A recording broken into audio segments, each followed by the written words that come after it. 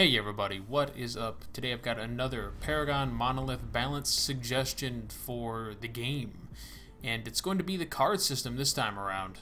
So what's wrong with the card system?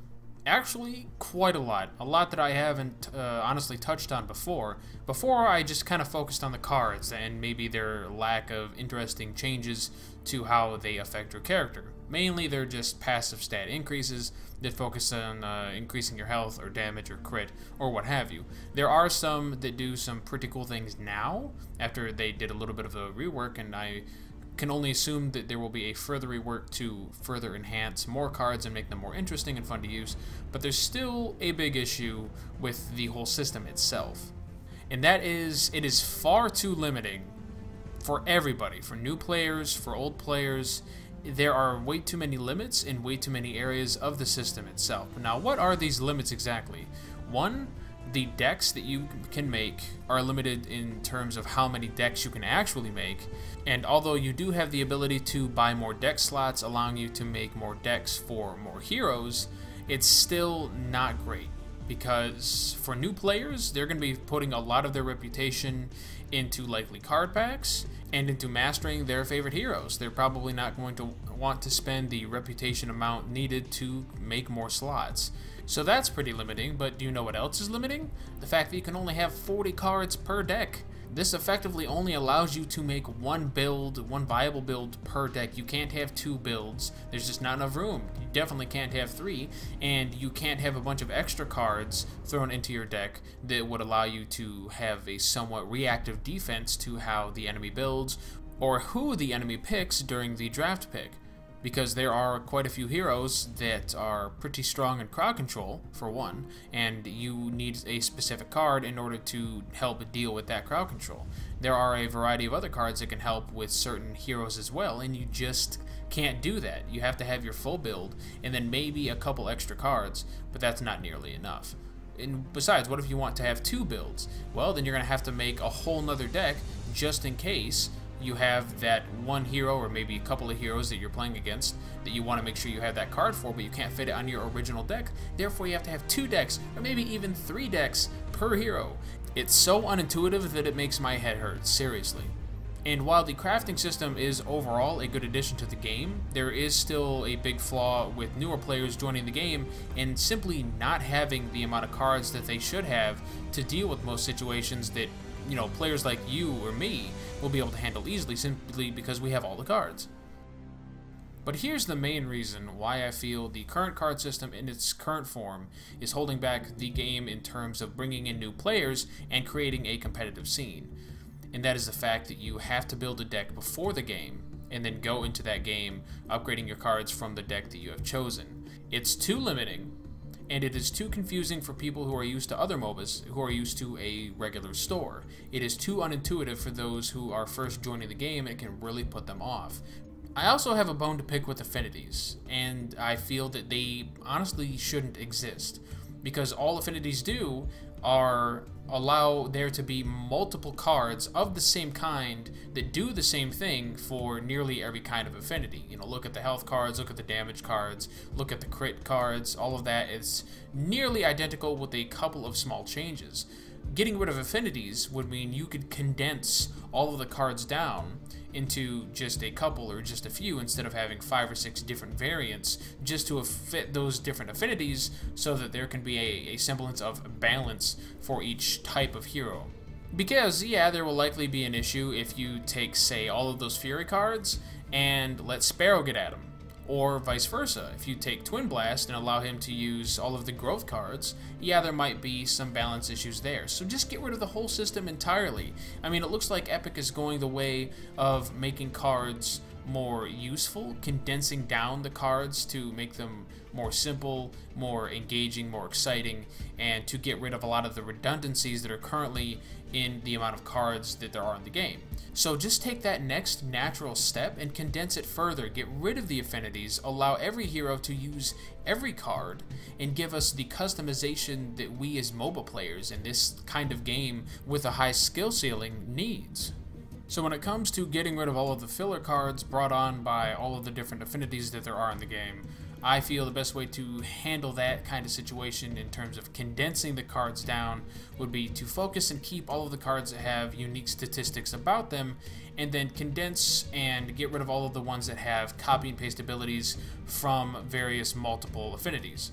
So a lot of the copied crit damage ones can go, a lot of the lifesteal and attack ones can go, a lot of the crit ones can go, a lot of the straight damage ones can go, a lot of the anything that's just kind of the generic increase health, increase armor, or increase crit or damage, those can all go. Of course, keep a lot of the universal ones because they're kind of like the baseline of what we should have been going for in the first place, and then just add all of the unique cards on top of that, and then focus on balancing those cards for every single hero as a whole instead of just per affinity, and I feel the system will be a good deal more intuitive. But wait, there's more! So here's my idea to make the card system both more accessible for new players and more viable for competitive play. And that is to still have the whole card system and everything, but you're not going to be building decks beforehand out of matches. The whole concept of decks gone. Just zip, bada bing, gano. Alright? So no more of that. What you are instead going to be building during a match is your hand. You're going to have a hand of cards, and this will effectively be your build. The way I see it in my mind working is that once you get into a game, you'll open your store and find every single card that you have collected thus far, including duplicates if you have any. These cards will be sorted by generic archetypes starting out, so you've got attack, defense, and utility. Looking at all of your cards from here will open up a grid menu and will show every single card that you have that does with that archetype. So, you know, attack will have all of your offensive cards, and so on and so forth. And from there, you can sort your grid page full of cards by rarity, by CP cost, and then by further filter specializations. So you can go attack speed, attack damage, attack crit chance, attack crit damage, attack utility, which would be special effects, attack passives, attack actives. Maybe the passives and actives can be under utility. And then, of course, the same thing goes with your defensive cards as well as your utility cards. And utility cards would strictly be cards that give you passive bonuses or active bonuses, as well as increasing your mana, mana regen, and things that generally have to do with upkeep of using spells and skills, cooldown reduction, things like that. And of course, your hand can still have the 4 active slots and 2 passive slots. All of that can be the same. You can even still have the 60 CP limit. Maybe you can change it up a little bit. I don't know, it depends on a couple of things. But the whole goal of this is we now effectively have an in-game store.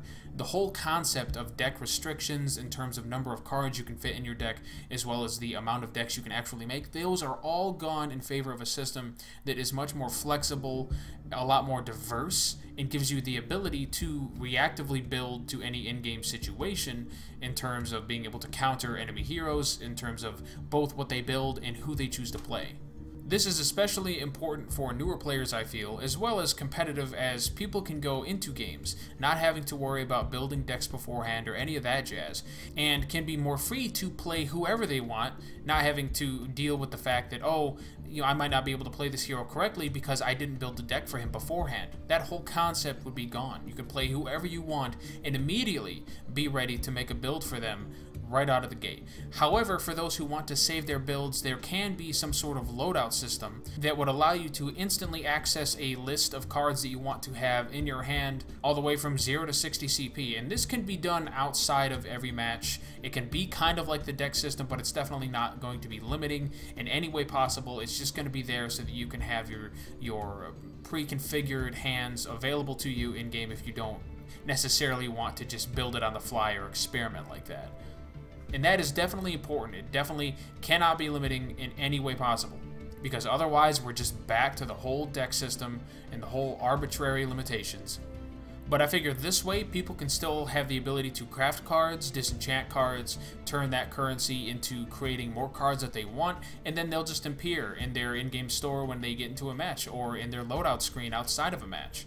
You'll still be able to use your reputation to buy more cards and more card packs, and allow you to fill up your store essentially like that. And I feel overall, new players, because they have essentially all of the default decks and builds kind of condensed into one starting store for them, they'll have more options to work with starting out. And that is a very important aspect of allowing new players to easily get into the game and not feel like they're being limited or they're behind the curve because they don't have all of the cards unlocked. In fact, there might be an even better way to manage this whole starting system. Instead of just having all of the new players have nothing but all the default cards into one, you can maybe make it so that they have all of the common and uncommon cards starting off, and from there on they have to unlock the rares and epic rares. I feel like that would be pretty fair. What about you? What do you think about this, all that I have proposed in this video? Do you think I'm off the mark? Do you think there's anything wrong with my proposal? Maybe there's something I missed, a little detail that maybe doesn't add up or make sense? Let me know in the comments down below. We'll have a discussion about it because I do want to help improve this game into something that I personally would be proud to play again, because right now it's just not quite there. It can get there though, that's the thing. I believe it can get there, and I'm excited to see where it goes. If you are also excited, then make sure you hit that like button and subscribe for more as I continue to make these suggestions about Paragon and cover it here and there as it continues to update and hopefully better itself. Thank you very much for watching, subscribe for more, and I will catch you next time.